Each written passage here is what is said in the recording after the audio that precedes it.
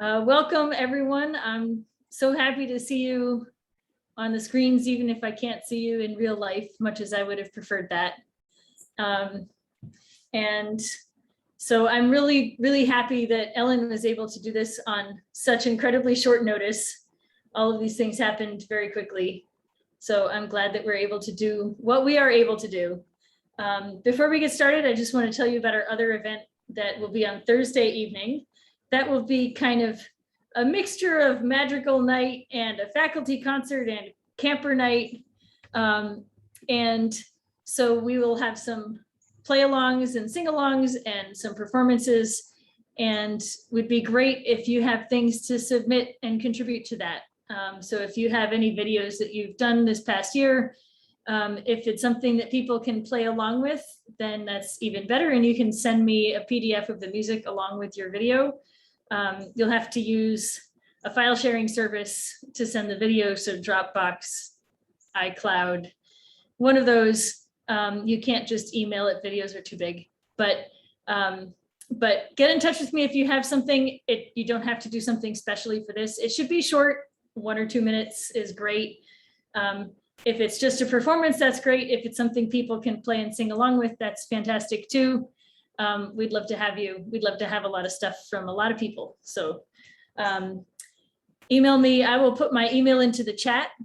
And then the last thing is I have set up a tip jar on my website that has instructions for how to contribute either just to Ellen for her lecture tonight or to all of the staff combined. And the website should tell you how to do that. And I will put the link into the chat for that as well. And without further ado, thank you very much to Ellen, and please take it away. Thank you. Thanks, Emily. Good to virtually see everybody. When I first started doing English country dance, I knew that these tunes came from other places and had other lives. This was at the Amherst Early Music Festival, and the first dance I learned was The Hole in the Wall, which was a piece by Henry Purcell that I had learned when I was 12. So I knew these tunes had another life. And I found the story of the Irish Lamentation is just, well, it's very, very sad, but it's the most beautiful lamentation I know. It starts out, Irish Lamentation, it starts out with the wild geese in 1691 and the broken treaty of Limerick. So there was this battle, and the Irish were trounced, and they were under the command of Patrick Sarsfield. This was October 3rd, 1691. There'll be a quiz at the end, so watch out for these dates. So there was a treaty that said 15,000 of these troops could go to France and to take their families. And the penal laws were supposed to have been relaxed then, but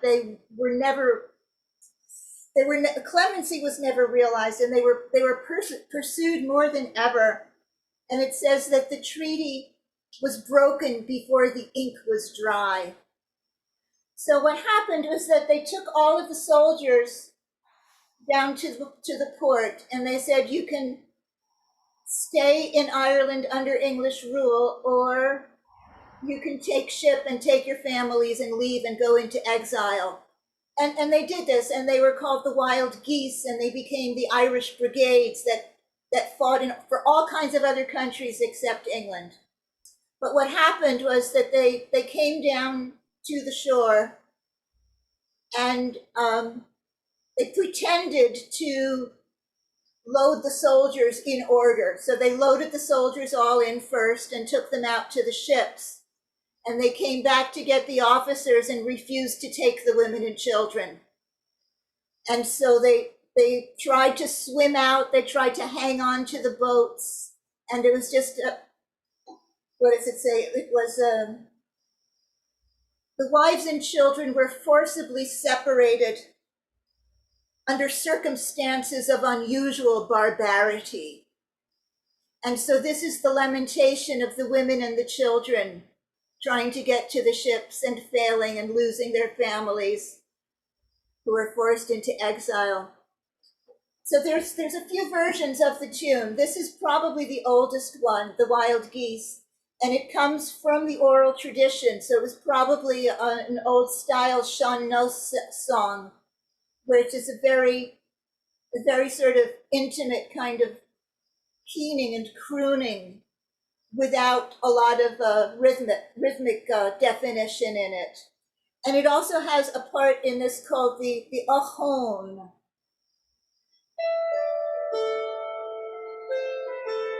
It's a descending figure, and Aughrim is Irish for, oh, shit, you know, oh God, this stuff have to happen to us.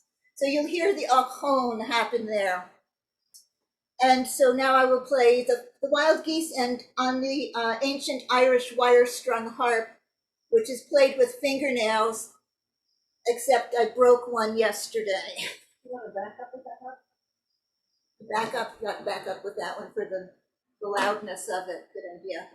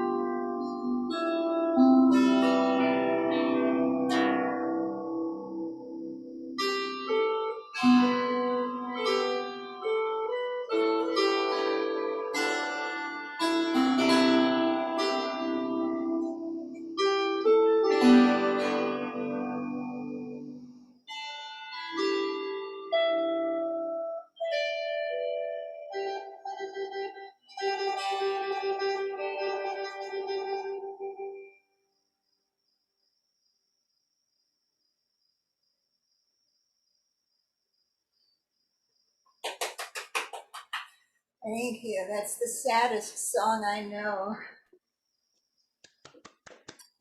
So we don't really know how much older that is than 1691. It might have been a lament that happened before that was adapted to that. This next version of it is Caoineadh, the Limerick's Lamentation, which is by well, several different sources attributed to several different people, but most likely it was the harp player, the harper Miles O'Reilly.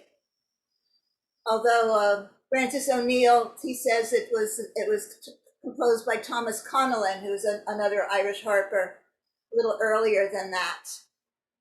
So this version of it resembles more, I mean, you can really almost hear the tune that we dance to from this version.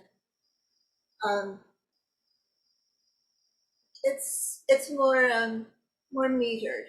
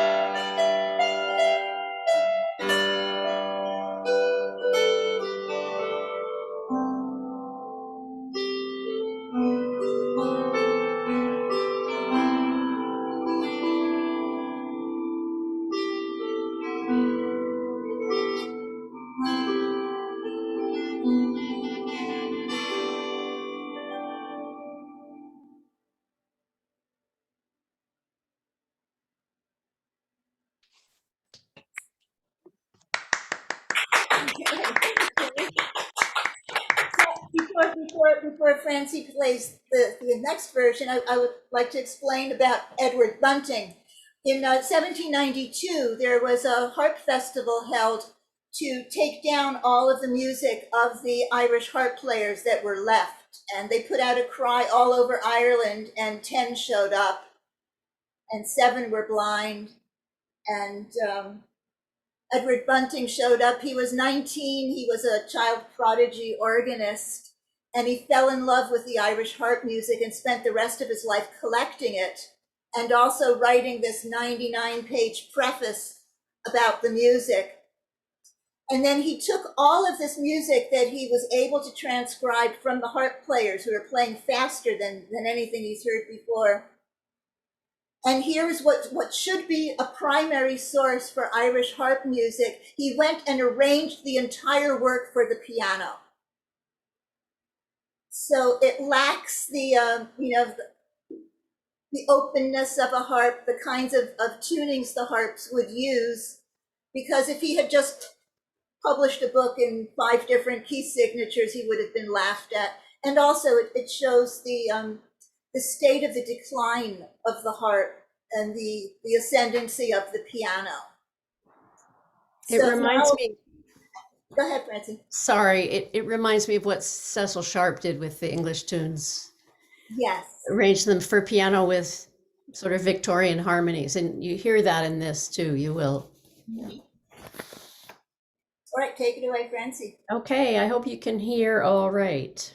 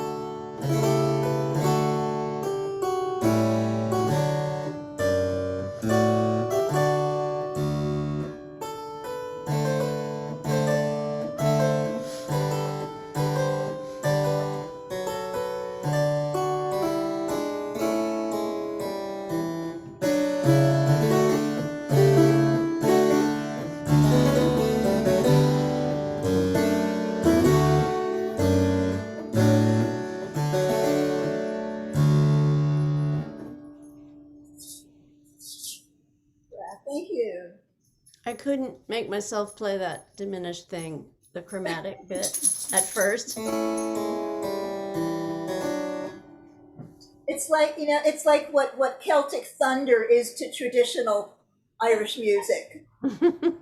It's updated into a new cultural Yeah. assignation there. Well, so now I'm gonna switch harps here. And I'm going to go back and sit on the couch with my dog who doesn't like me to play the harpsichord, which is highly inconvenient.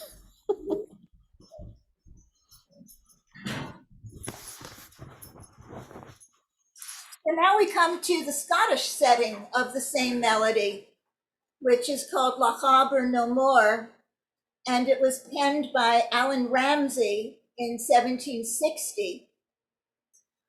O'Neill in 1913 says it was played by the pipers with the wild geese, and that it's such a powerful song that they no longer sang it for the Scottish armies because it made them too homesick. And so the Scottish claim ownership and the Irish claim ownership, but they really were just a single culture. And it's nationalism that tears everything apart. And so here's my all-purpose stereotype ethnic joke. On a desert island, there are 2 Irishmen, 2 Scotsmen, 2 Welshmen, and 2 Englishmen. And within a week, the Irish have started a Caoineadh, the Scots have built a still, the Welsh have formed a choir, and the Englishmen are waiting to be introduced to each other. So my duo is the Jameson sisters, and this is my Jameson sister, Terry Kane. We wanted to be soul sisters, but that didn't work, so we're sisters in distilled spirits instead. So I go by Maura, and she goes by Lessa. Make sure I'm in the right key for this. And this is the modern lever harp, the so-called neo-Celtic or non-pedal harp, and my authentic Irish harp that was built in Corvallis, Oregon.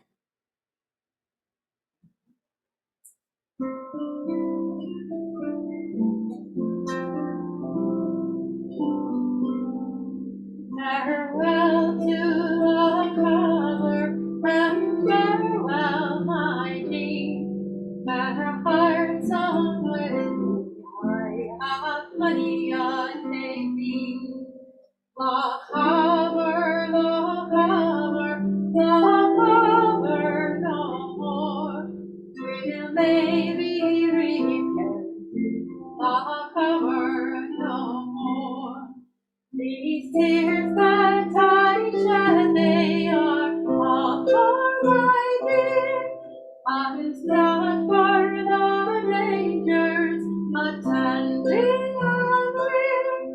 Go for on the seas to a far distant shore. I may be repented, Lochaber no more.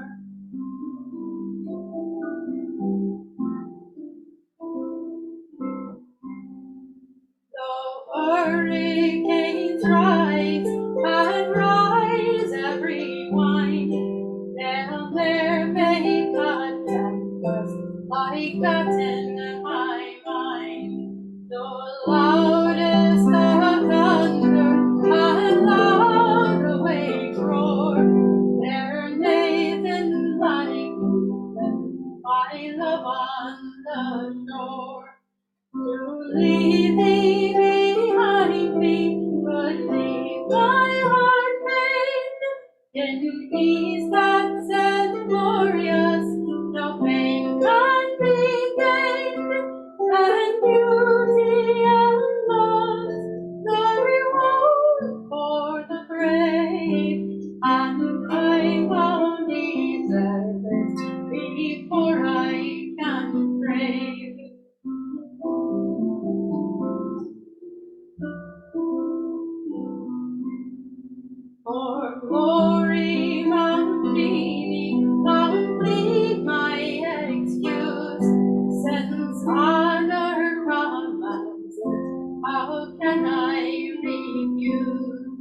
Without it I cannot hold merit with thee, and losing thy favor I better not be.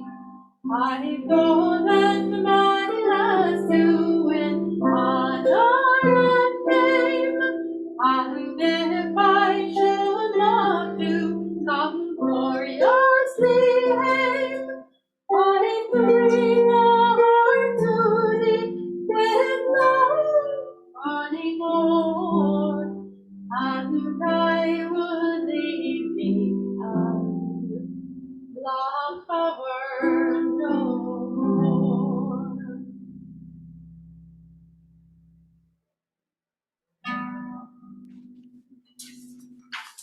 All right.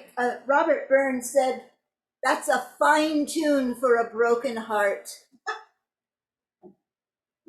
And he also said, "The best laid plans of mice and men gang off to glee and leave us not but grief and pain for promised joy."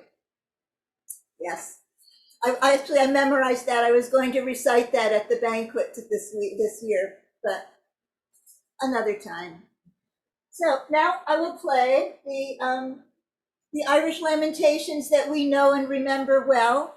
And because we can't dance it, if you want to get up and waltz through it while I play it through, that'd be fine with me. Actually, I always have a problem playing waltzes because I'd rather be dancing them than playing them.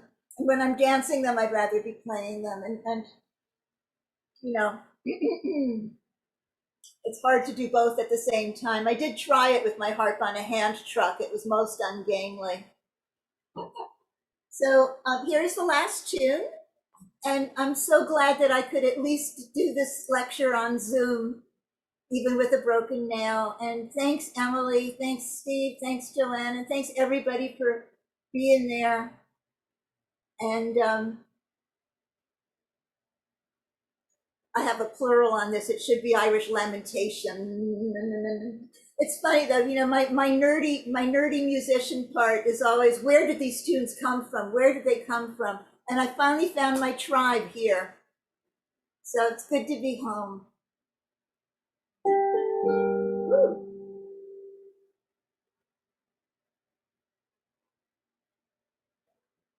I had my flat seventh left out from the other key there.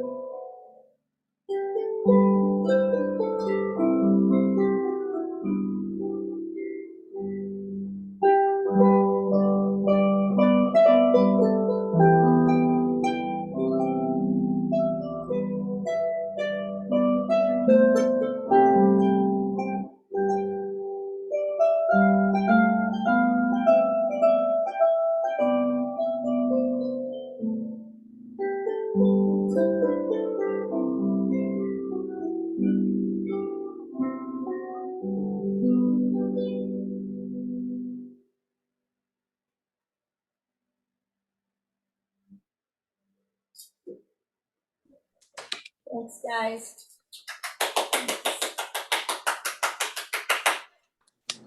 Thank you so much, Ellen.